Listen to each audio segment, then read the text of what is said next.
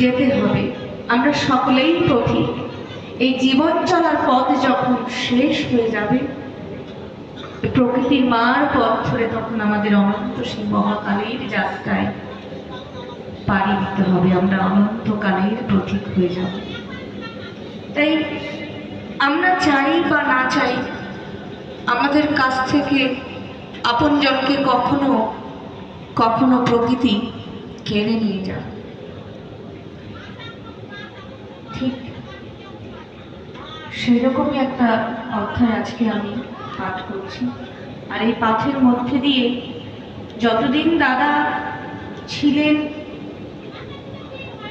নিজের পরিবার, সন্তান, আত্মীয় পরিজন সবাইকে লালন পালন করতে গিয়ে যদি কারো কাছে কোনো ভুল ত্রুটি করে থাকে, সেই ভুলের ক্ষমা প্রার্থনা আজকে যারা আপনারা সবাই এখানে উপস্থিত হয়েছেন, আত্মীয় পরিজন, গ্রামবাসী, বন্ধু বান্ধব সকলের কাছে তার সেই অজান্তে কর্মের ভুলের ক্ষমা আপনাদের কাছে প্রার্থনা করব।